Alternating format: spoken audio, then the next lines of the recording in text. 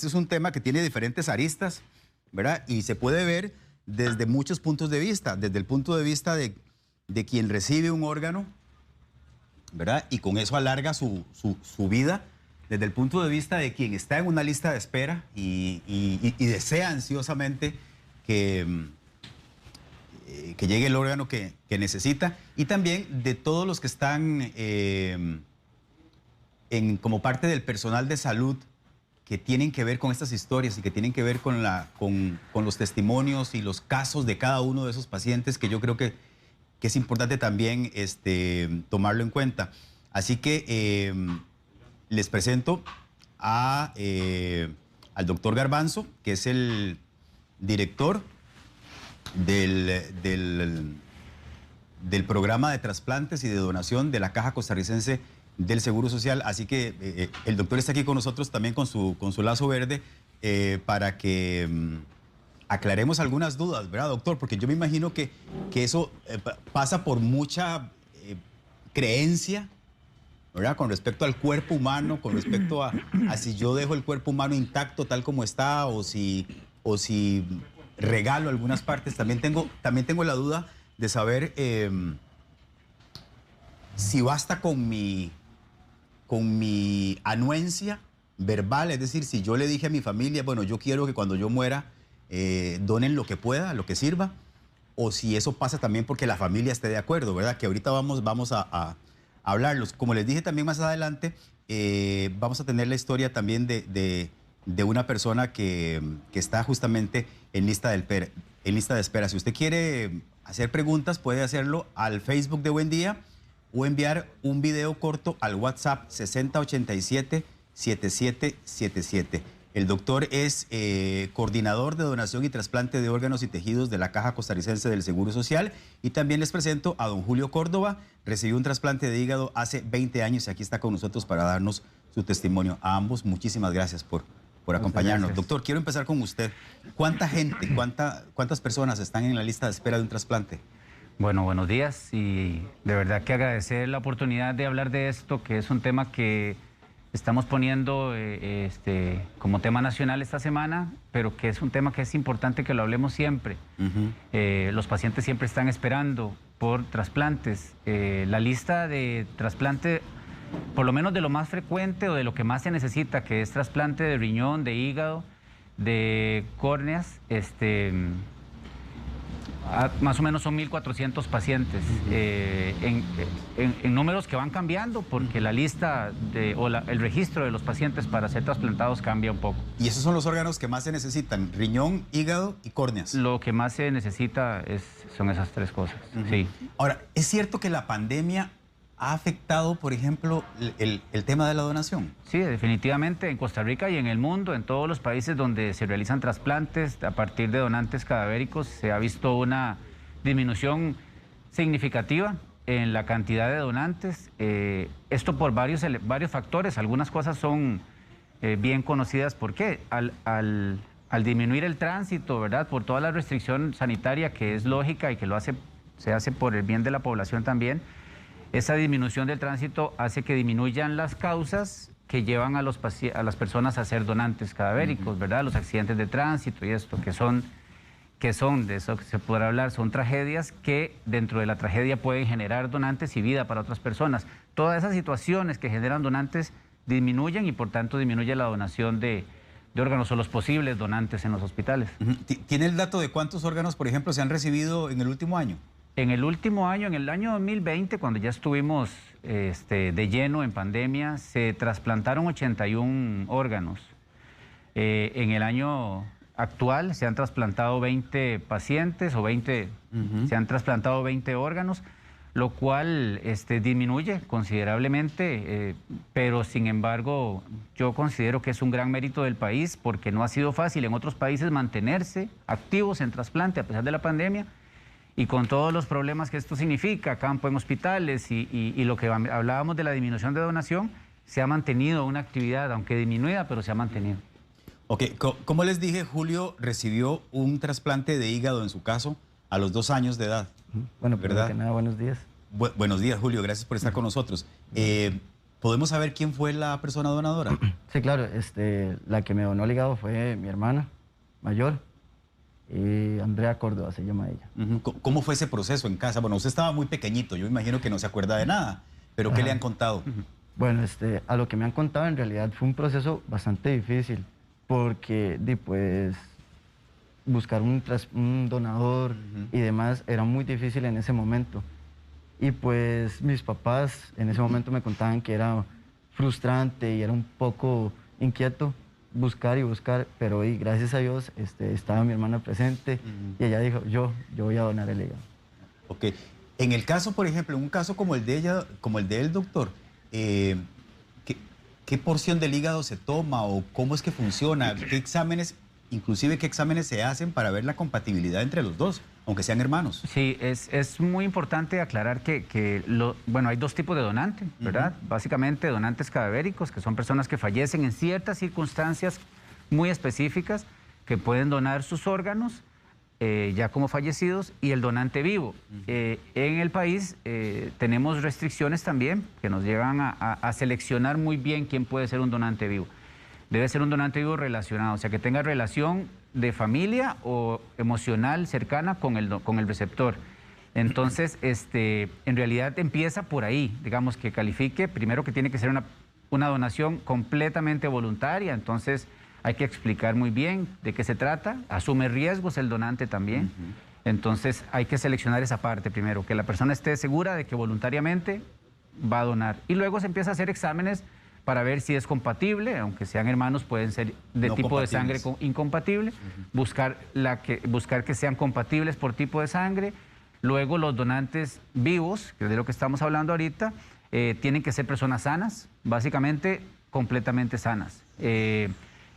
¿Por qué? Porque necesitamos donar órganos sanos, pero además necesitamos que los riesgos para quien dona sean los menos posibles, que no pase nada en lo posible. Siempre que se siga su asume vida bien, normal. que se recupere bien y que no se complique. Puede pasar, pero sin embargo disminuimos los riesgos teniendo personas sanas. Y luego entonces empiezan exámenes de sangre, exámenes de imágenes como tomografías, y ahí vamos descartando cualquier situación que nos evite hacer la donación. ¿Qué parte se toma? Depende generalmente del tamaño de la persona que necesita el hígado, por ejemplo, ¿verdad? En este caso hígado, que donante vivo se puede hacer en hígado y en riñón.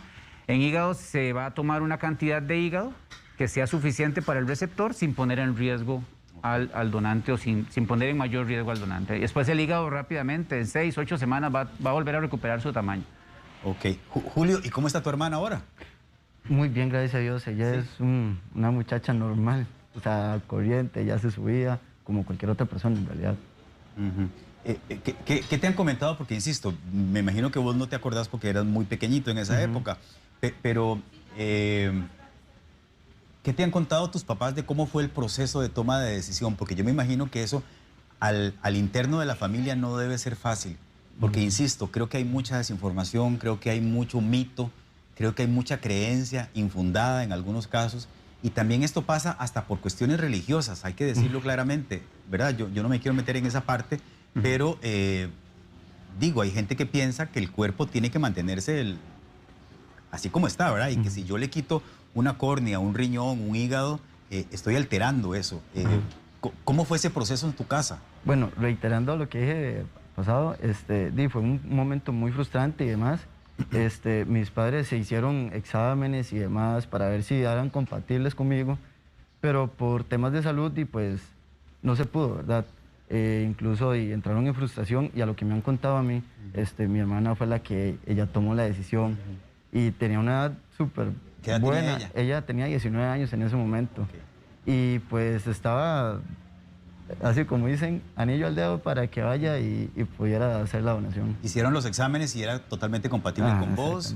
Me imagino que le quitaron una parte pequeñita porque él era un niño de 2 años, no necesitaba una gran porción del órgano, me imagino. Sí, se quita un porcentaje pequeño. Doctor, y en ese caso, por ejemplo, la parte que le quitan al donador y que le ponen al receptor, ¿eso funciona normalmente?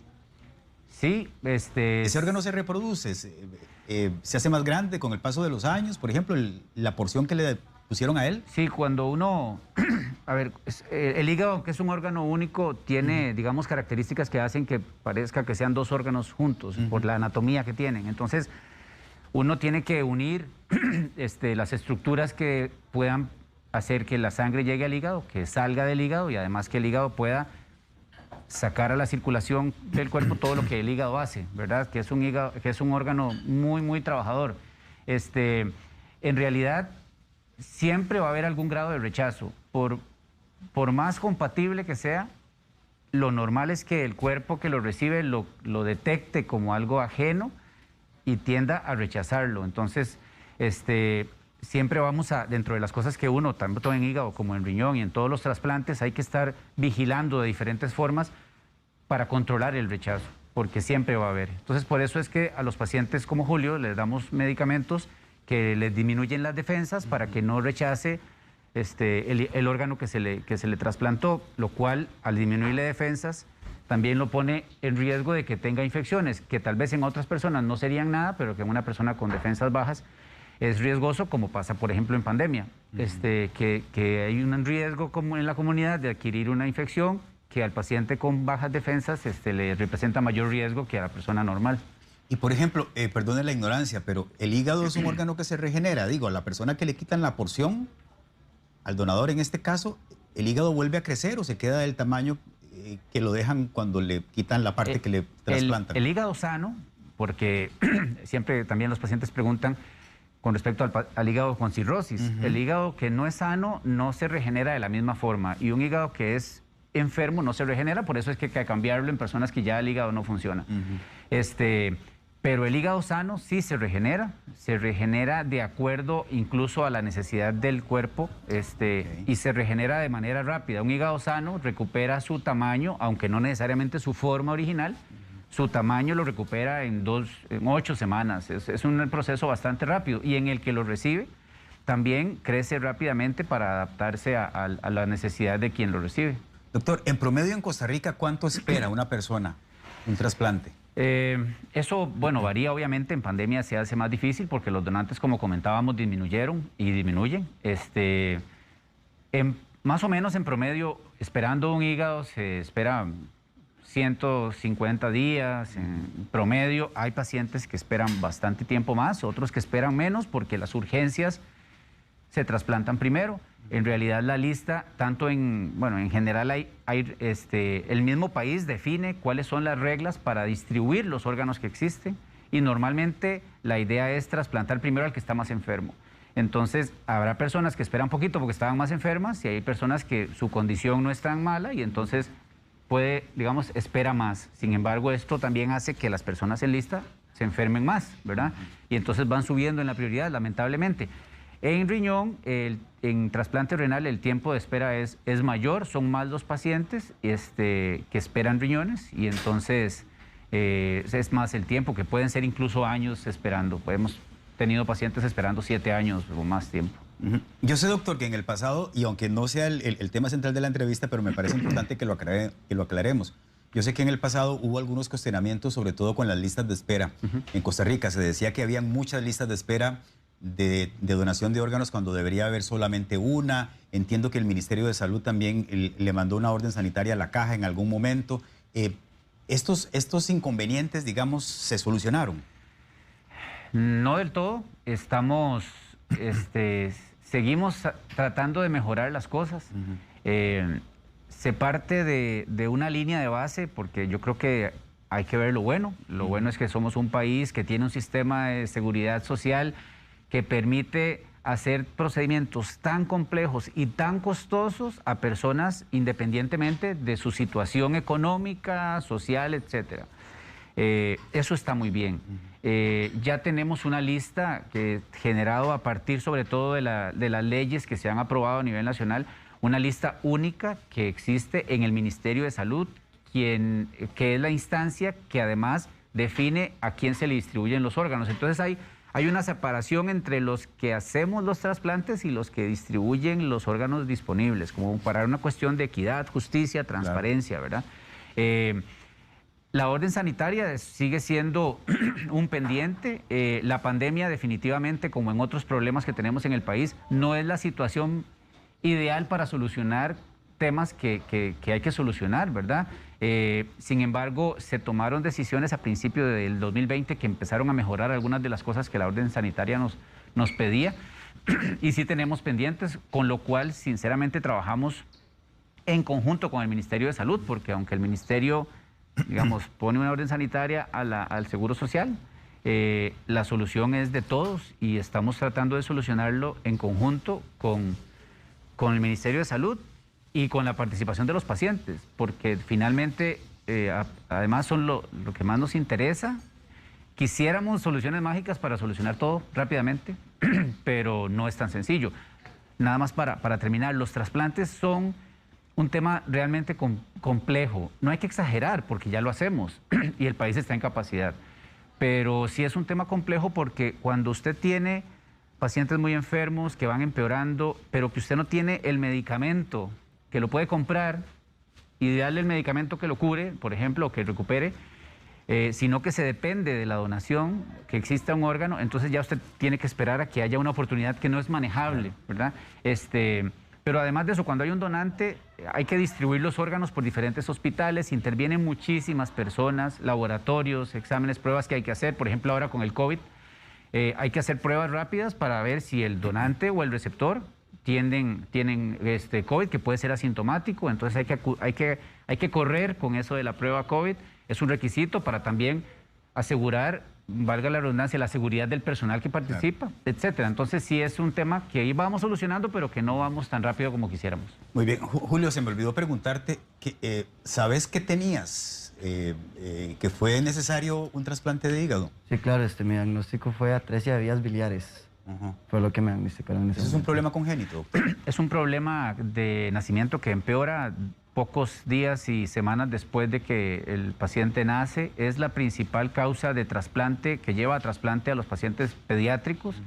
Y básicamente, para explicar de qué se trata, es como un problema de que no se forman que no se forman las tuberías que llevan la bilis, que es algo que produce el hígado, que lleva la bilis al intestino. Entonces, esas tuberías que conectan el hígado con el intestino no se forman, entonces se acumula la bilis en el hígado y lo van produciendo cirrosis al hígado.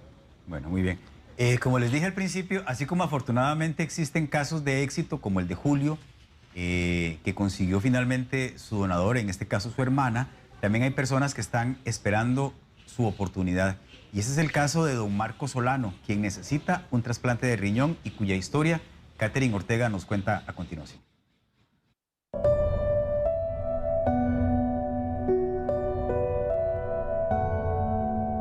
La enfermedad mía es una nefritis focal sedimentaria, que fue lo que me diagnosticaron en su momento, en Calderón Guardia. Me salió a mí como puede salir cualquier otra enfermedad, el cáncer, otro montón de enfermedades que podemos desarrollar. Marco no sabe qué provocó su enfermedad renal. Aunque su diagnóstico se dio hace tiempo, fue hasta hace 2 años que su vida cambió dramáticamente. El giro de mi vida ha sido total, o sea, ha sido un cambio radical en todo el sentido de la palabra, laboralmente y hasta personalmente hablando, ¿verdad? Tengo que estarme haciendo diálisis cada 3 veces al día. La diálisis consiste en un suero que tengo que estar sacando y metiéndome digamos, en mi estómago por medio de un catete que se encarga de limpiarme mi sangre, o sea, limpiar mi cuerpo para poder ya estar bien. Ese suero hace la función que no realizan sus riñones. En otras palabras, lo mantiene vivo. Para llevar una vida normal, le urge un trasplante, pero su caso está en lista de espera. La fe de uno es que sabe que le va a tocar, porque mi fe dice que sí me va a tocar, algún día me va a tocar, tiene que tocarme si Dios quiere. No sé cuándo, en el tiempo que Dios quiera. La espera es muy cansada. Hay días que sí pierde la fe uno, no te voy a mentir. Pero ya hay que automotivarse. Es lo que te decía yo, automotivarse. Pedirle mucho a Dios, definitivamente, Dios existe. vida desde que uno se levanta hasta que vive el día y hasta que se acuesta es hermosa, o sea, y uno tiene muchas cosas por qué vivir. Yo tengo en mi caso 2 hijos que son mi motor de vida. Por eso, insta a quienes tengan la posibilidad donar sus órganos o los de un familiar. Muchos no me conocen, o muchos no conocen a muchos de los pacientes que están detrás mío.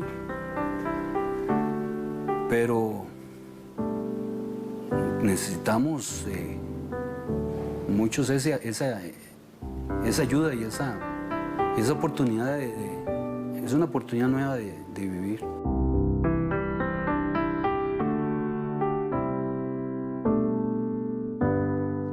Bueno, así de sencillo, es una segunda oportunidad de vida. Gracias a Katherine Ortega por esta linda historia.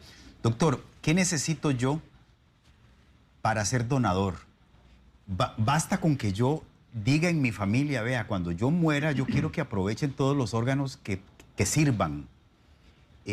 O también eso pasa porque la familia esté de acuerdo. En el país, la forma en la cual hacemos las cosas siguen básicamente estándares y formas de hacerlo a nivel internacional. Es importantísimo, pero no suficiente que la persona manifieste su deseo de donar. Es también importante porque la gente dice, bueno, pero de mis órganos seguro no sirve nada, o sea, ¿verdad? Yo creo que es importante que todos manifestemos en nuestro círculo familiar o de amistades cercanas que si sucede la situación de que pueda ser donante cadavérico, puede ser órganos, pueden ser tejidos. Cuando eso sucede se evalúa todo y vemos qué puede ser utilizable o qué puede ser aprovechado por otras personas. Los tejidos también, como son las córneas y otros tejidos, también ayudan mucho a las personas.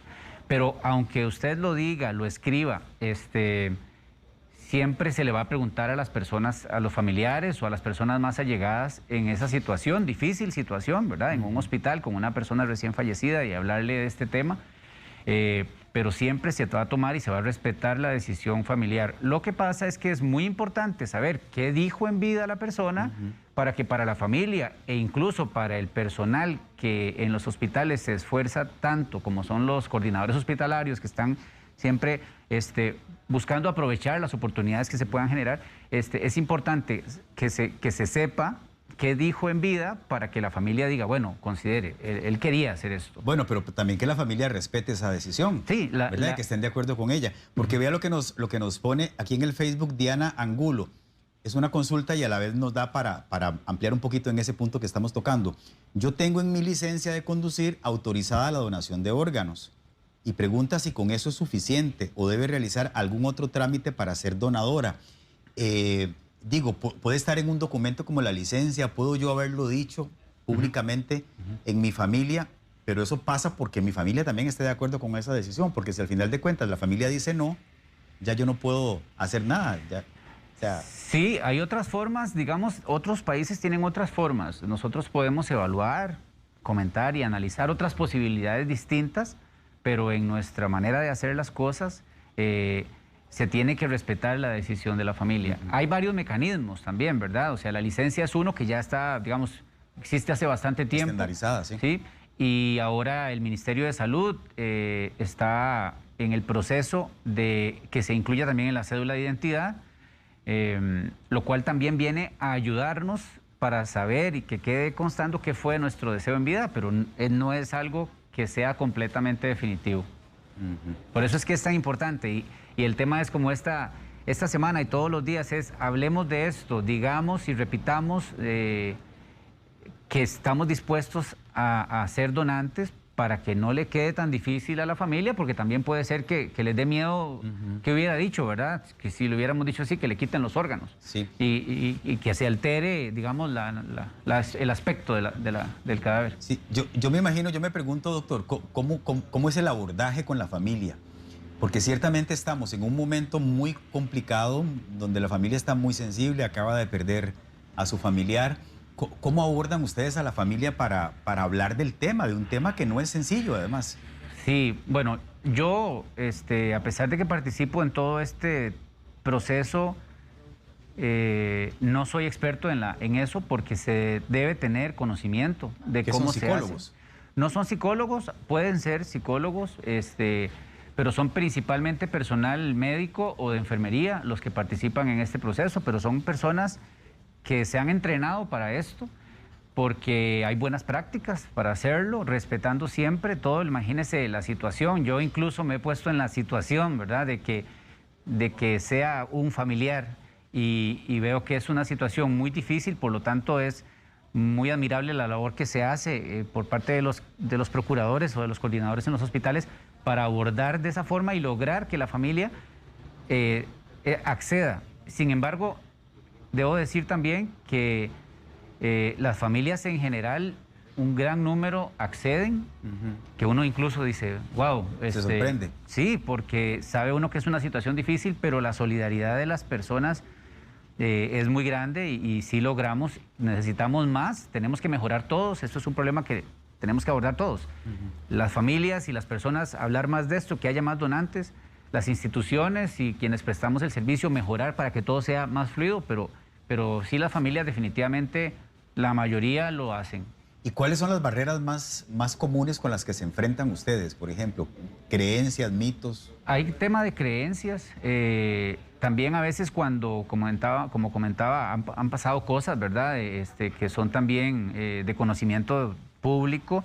Eso también golpea porque la gente desconfía de cuál es la verdadera intención de esto. Creo que hay un gran nivel de confianza. Definitivamente predomina la confianza. Sin embargo, sí hay situaciones que nos pueden hacer más vulnerables a que la gente no done porque hay temores de qué vamos a hacer, ¿verdad? Con esos órganos. Está todo el tema del tráfico de órganos, por ejemplo, temor, ¿verdad? Que no se puede eludir, ¿verdad? Que no se puede, hay que más bien, no tenemos miedo, no debemos tener miedo de hablar de eso para evitarlo, ¿verdad? Pero es un tema y hay tema de creencias, y a veces también puede ser que falte un familiar en el momento y tal vez porque no saben que hubiera opinado ese que no está, entonces mejor no porque después, ¿verdad?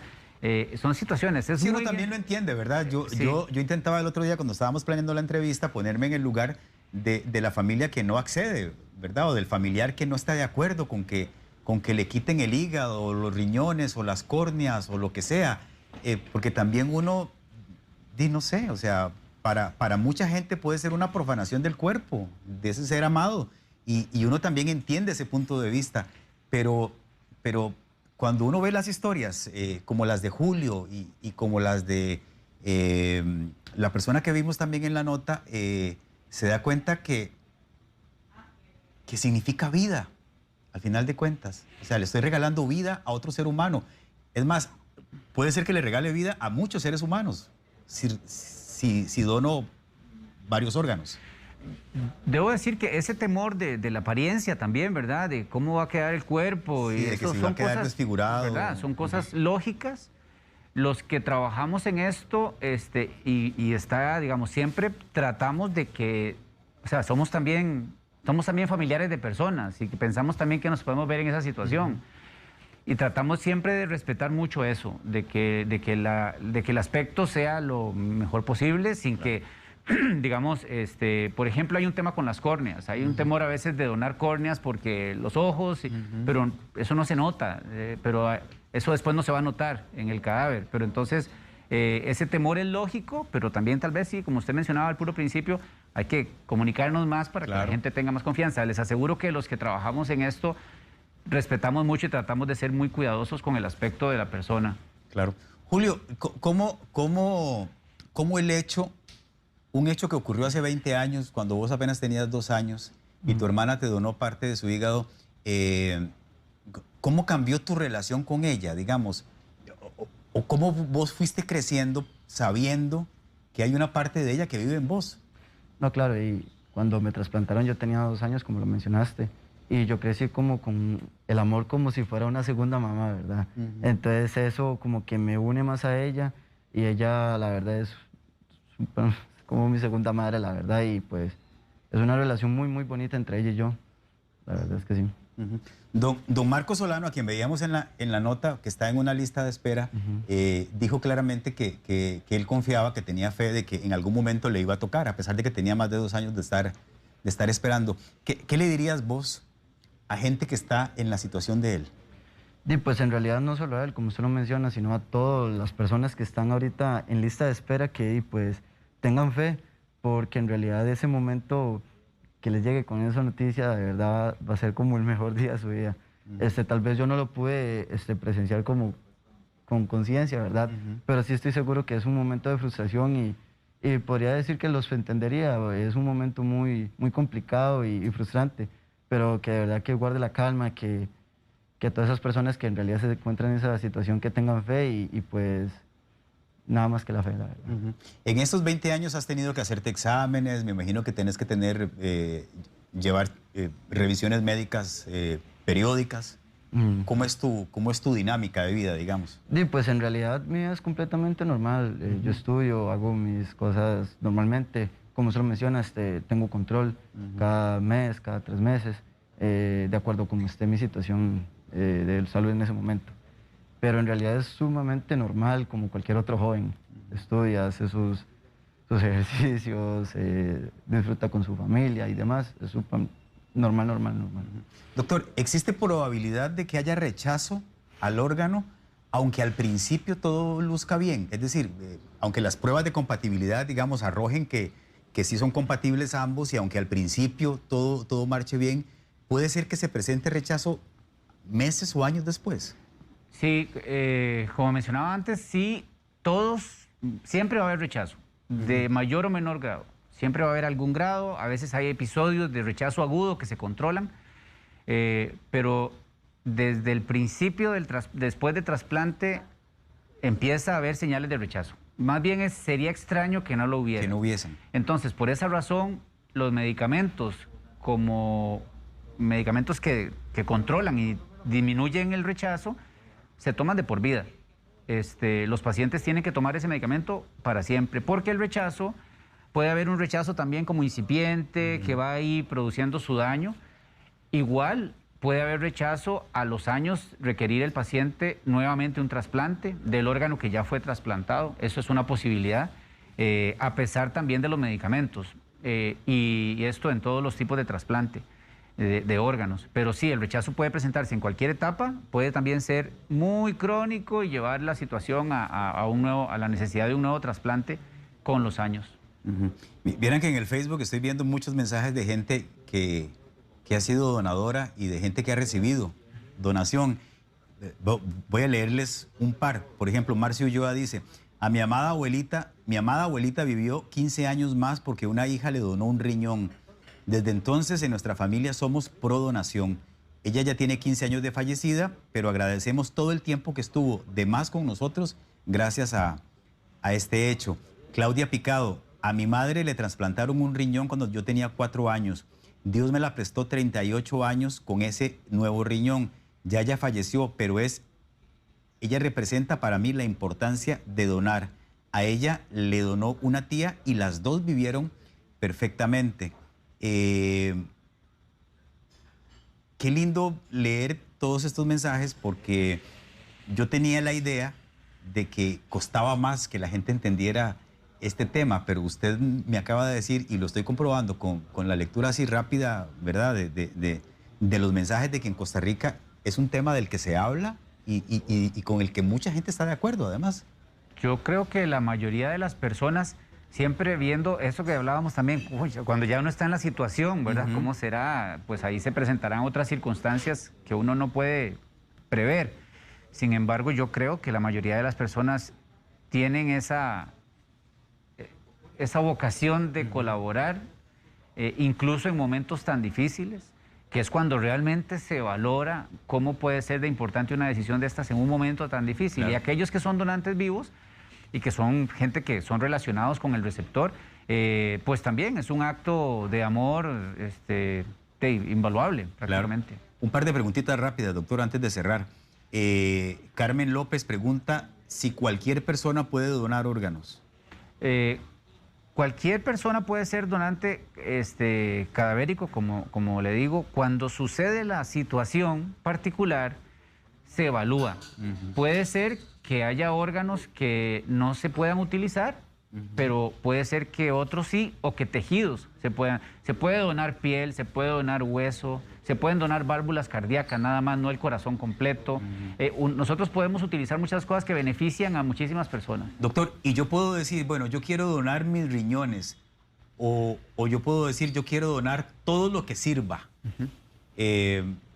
Cuando una persona es donante, digamos, ¿se aprovechan todos los órganos que estén en buen funcionamiento? Se puede, de parte del paciente o de la persona y de parte de la familia, se le pregunta específicamente qué dona y qué no dona. Sí, por aquello también de que, ¿verdad?, haya una situación de, digamos, piel, no quiero donar piel. Ok. Pues nosotros quisiéramos que se pudiera aprovechar todo, todo, pero se respeta también eso. Ok. Caro Espinosa pregunta si una persona diabética puede donar órganos. Sí puede donar órganos. Ajá. Se evalúa igual, porque las personas diabéticas con frecuencia tienen alguna afectación de los riñones, con frecuencia, no siempre. Entonces, si los riñones están afectados, tal vez no puedan ser aptos para donarse, pero si lo están, sí se pueden utilizar. Dice Sandra González, por favor explíqueme sobre el trasplante de hígado por cirrosis. ¿Qué cuidados y qué riesgos tiene este proceso? Bueno, por cirrosis, como lo mencionábamos también, se puede realizar a partir de donante vivo o donante cadavérico. Hay que cambiar el hígado, se cambia todo, que es otra, digamos, el hígado enfermo hay que quitarlo completo. Los riesgos es que una persona con cirrosis ya es una persona que la enfermedad, a pesar de estar en el hígado, sin duda ha producido su daño en otros órganos también. Entonces es una persona que ya está enferma no solamente del órgano blanco, o sea, el órgano donde se enfermó primero, y se asumen riesgos. Sí tiene tiene un riesgo de mortalidad o de complicaciones. Sin embargo, y es muy importante, los pacientes que esperan un órgano son pacientes con enfermedades terminales, que la evolución de la enfermedad los va a llevar a morir por la enfermedad misma o por complicaciones de esa enfermedad. Entonces, pues sí se asumen riesgos, pero siempre estamos tratando de salvar la vida de personas que tienen una enfermedad que si no se trasplantan van a fallecer. Eliet Robles le pregunta, ¿hasta qué edad uno puede ser donador de órganos? Depende también un poco del órgano que se done. Puede ser donante a cualquier edad. En países que han avanzado más, son más, digamos, más abiertos todavía, y hacia allá tenemos que ir nosotros.